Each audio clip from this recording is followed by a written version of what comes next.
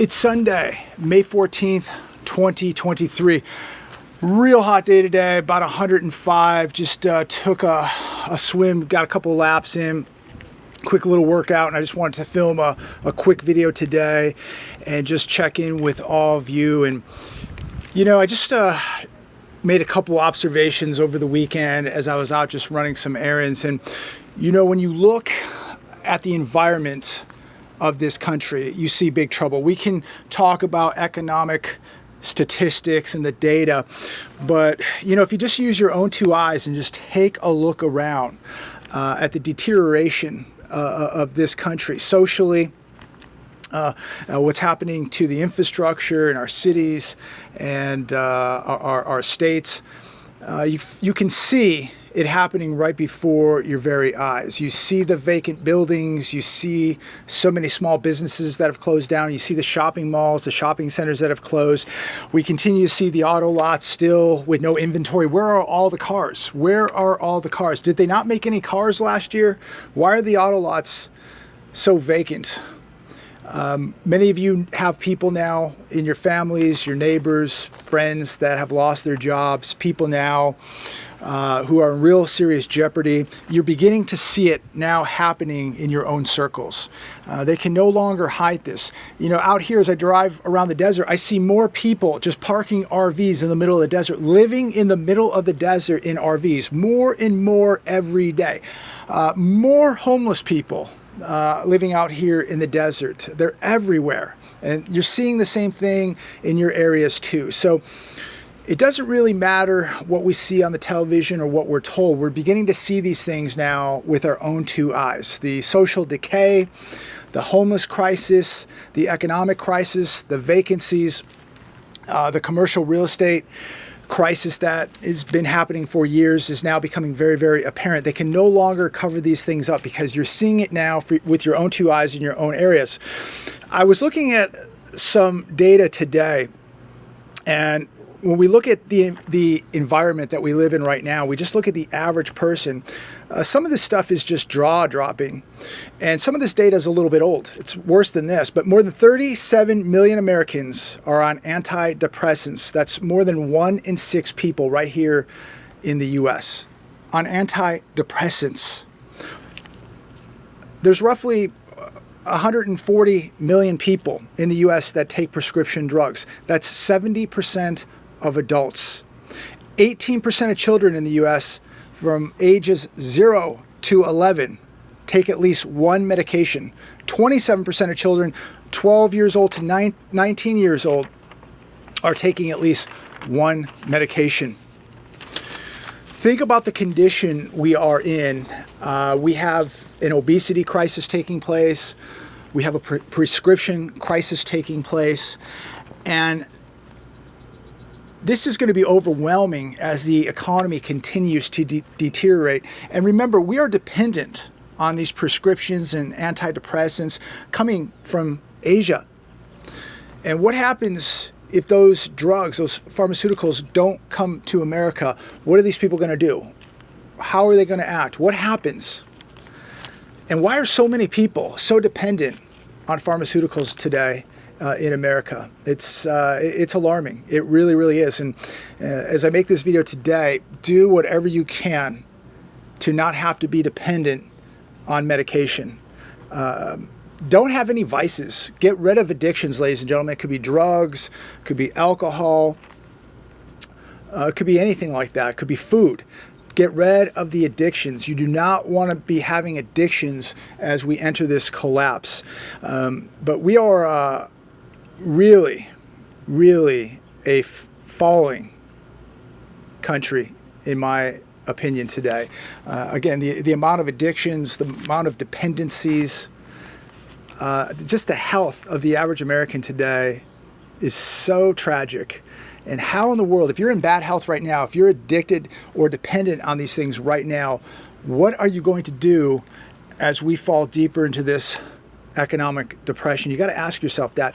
Do whatever you can. Now, there are people that have no choice. They're going to be dependent on these things because of their conditions. I understand that. But there are a lot of people out there right now that can get off these drugs. They can get off these dependencies. they can get in better physical shape, and they can do something right now and not have this crutch. Again, there are people that have to have this, understand that, but there are millions of people that don't have to do this, that can live healthier, change their diets, work out, and they will not be reliant on these crutches. Do as much as you can right now to get as healthy as possible, ladies and gentlemen. Again, heading into a depression, being unhealthy, is really going to be a negative for you. It really is. Now, just talking a little bit economically, just some of the data I was looking at over the weekend. Airbnb, we talked about this last week. Their stock was tumbling. Their outlook was very negative. Their stock is down 15% in the past 5 days alone. There are 1.35 million listings on Airbnb and Vrbo. That is up 20.3% year over year. As some Airbnb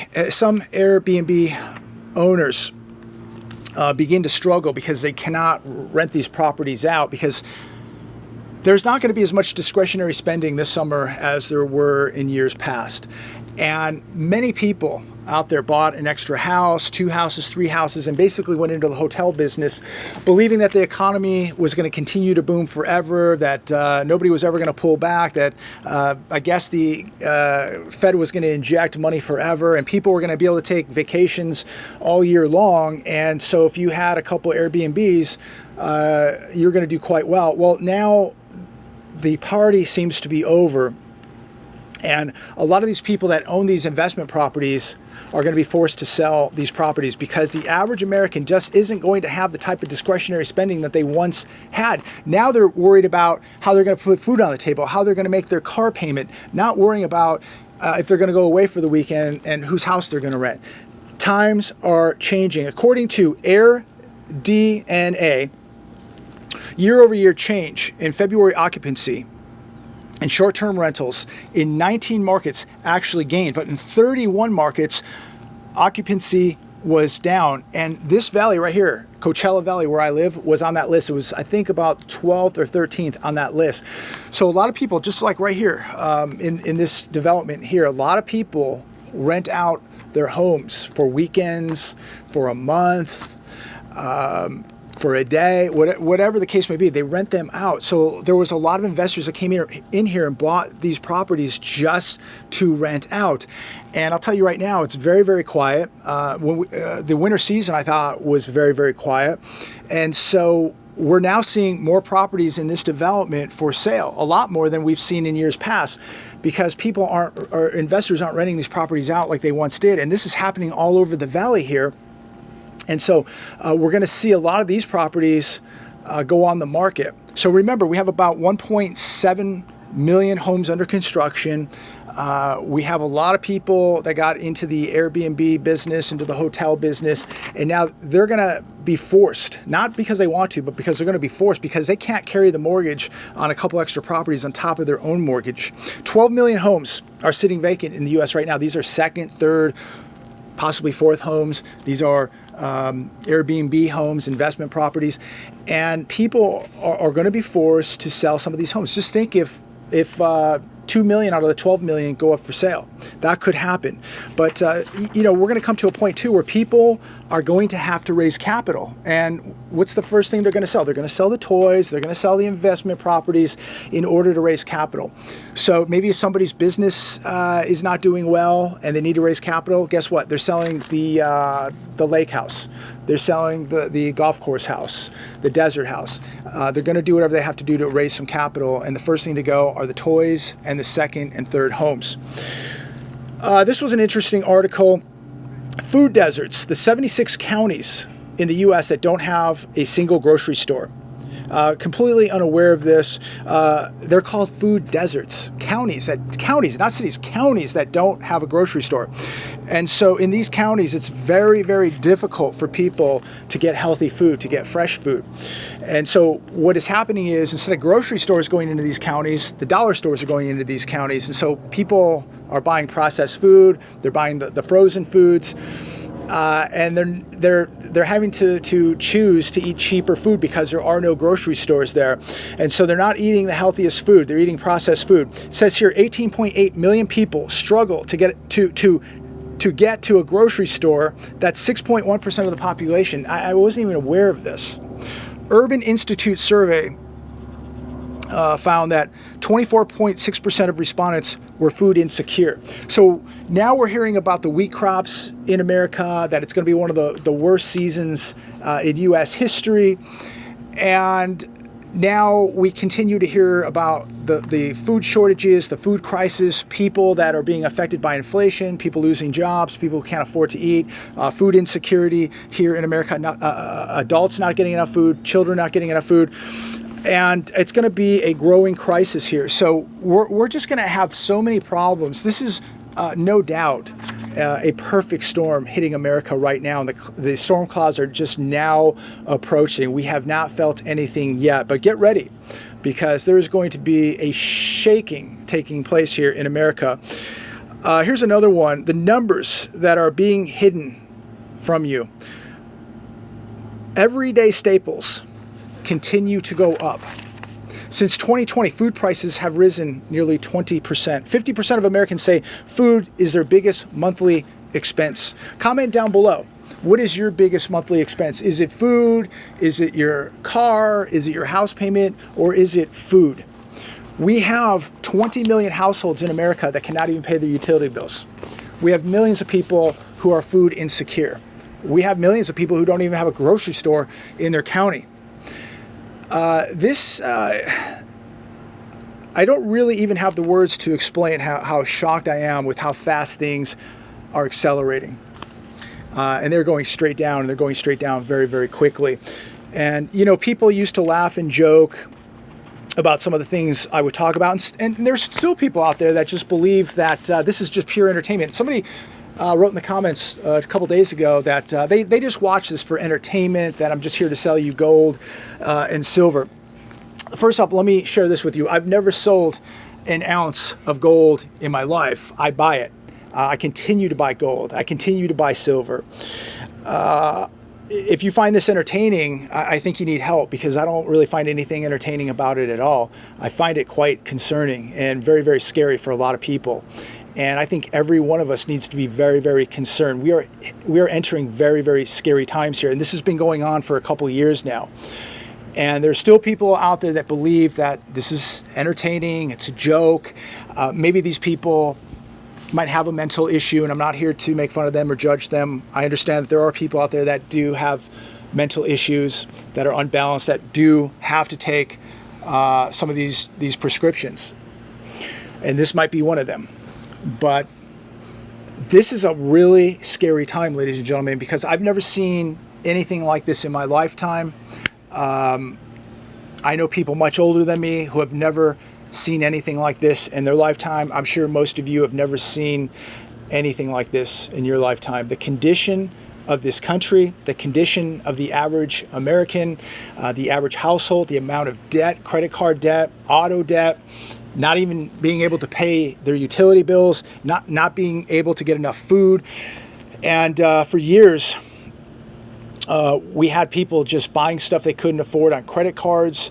And just think how much of this is all being supported right now with debt. And they're raising limits right now. They're not cutting limits, they're raising credit card limits for people. And it's almost like they're purposely doing this to allow people to keep putting gas in their cars and allowing people to keep, putting food on the table by the use of credit cards. Because so many people, we're not talking a few, we're talking millions of people dependent on credit cards to pay their essentials now. The utilities, the food, the gasoline, and we still have 20 million households who cannot pay their utility bills. How bad? Comment down below. How bad can this get, and how bad will it get? I think it's going to get really, really bad. And I don't think most people understand how bad it is right now, because, just sitting out here watching people golf, going out, driving around, people are at restaurants, they're driving around on the freeway. Life seems normal. It's 105 degrees today. The birds are chirping. The skies are blue. Everything seems fine. But underneath the water, the iceberg is very, very deep, and there is serious signs of trouble. You can drive by a beautiful house and go, wow, that is a beautiful home. Those people must have a lot of money. They must have an incredible life. But behind closed doors, you don't know how disastrous their life is. how much debt they have, how much abuse is going on behind those closed doors, how deteriorated the interior of that home is, how deteriorated the foundation of that home is. We just see the front, the beautiful windows, the beautiful doors, the nice landscaping, maybe a beautiful pool in the backyard. Everything looks good until we go in, until we do an inspection and we find out that the home is barely standing. It's infested with termites, it's infested with mold, but from the outside, everything looks good. And that's kind of how the economy is right now. From the outside, everything looks good. We're being told everything's fine, but the foundation is destroyed. The termites are eating everything up. The mold is everywhere, and it is a disaster. But again, from the outside, it looks great. Don't believe everything you see from the outside. This is why I want all of you to do your homework, do your own due diligence, and understand what is going on. Right now, we have got to be completely plugged into what is happening. So many people still going to the baseball games and the football games and the basketball games. Take that money and put it to something productive, not to these groups that don't like you. For the cost of a ticket, go buy an ounce or two of silver, cut down the lattes, go buy an ounce of silver, put some more cash away for the reserves, because there are people watching today who have jobs that very shortly are not going to have a job. And I could be speaking to you right now. Make sure you have something to fall back on. You have to have an insurance policy right now. For me, I'm stacking metals monthly. I'm putting cash away monthly because I know things are going to get very, very rough. And take it from somebody who went through 2008.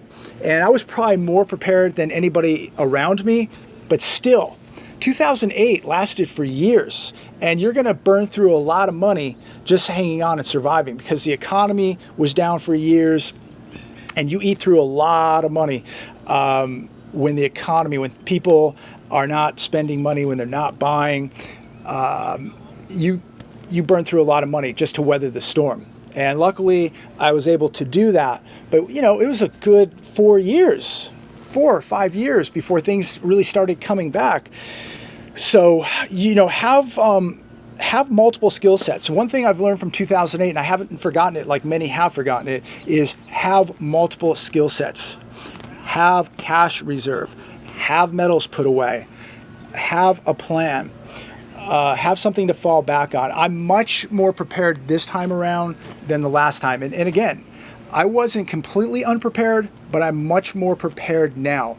People around me, many people, lost their beautiful cars, their beautiful homes.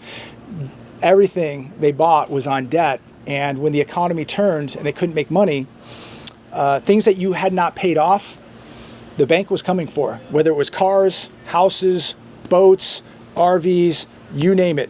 The bank was coming. And these people who think that they're not going to have to pay their debts back, that all the banks are going to go out of business, and that they're not going to have to pay their credit cards back, they're not going to have to pay their homes back, their home loans off, their cars, whatever.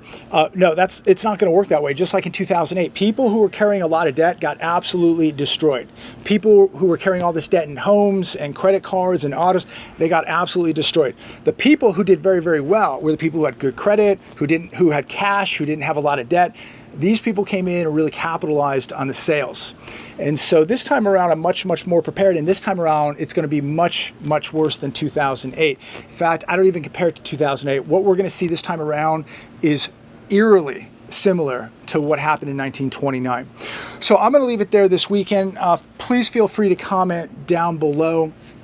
Let me know how you're preparing, if you're preparing, if you think things are going to work themselves out, everything's going to be okay. What do you think about the debt ceiling? Is it going to get resolved, or will the U.S. default? I still believe it will get worked out, but every day that goes by that it is not worked out, there is a greater risk that the U.S. defaults, and this would be catastrophic.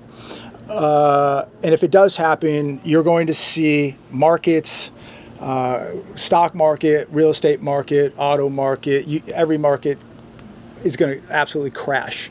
And so if you have cash, you have assets, you are going to be scooping up deals unlike you have ever seen in your life and ever will see in your life. But no matter what happens with the debt ceiling, I think it's going to get worked out, but I think it's going to cause even more inflation. It's not going to stop the depression. It's not going to stop what's coming. If we have the default, it's just going to accelerate what is going to happen. No matter what happens, sooner or later, things will break. Raising the debt ceiling is just kicking the can a little farther down the road. And at the end of the day, the problems are not going to be resolved. In fact, they'll just be made worse. So keep on track, keep putting the cash away, the assets away, get the debts paid off, keep putting away the essentials, keep preparing. Make sure, ladies and gentlemen, that you are working on security. I cannot stress that enough. I'm looking at more data today and more of the news and the crimes that are taking place and just these horrible incidents that are happening to good people that are completely unprepared and they're just being victimized and just sad. It really is. Just good, working, hard people victimized, and their lives changed forever. And some of them don't even have a life now because their life was taken. This is happening every day. So security next to God has got to be your number one asset. And I know a lot of people don't want to talk about that. It makes them feel uncomfortable, but things are really spinning out of control. And if you're not working on security, you are running the risk of being a statistic, a victim of one of these horrific crimes. So don't let it be you. Put all the odds in your favor. Be completely well-rounded, mentally, physically, spiritually, and financially. And I believe if you do that, you're going to stand a very, very good chance to survive all this, prosper, and be safe. God bless every one of you. Have a great weekend, and we'll see what happens tomorrow.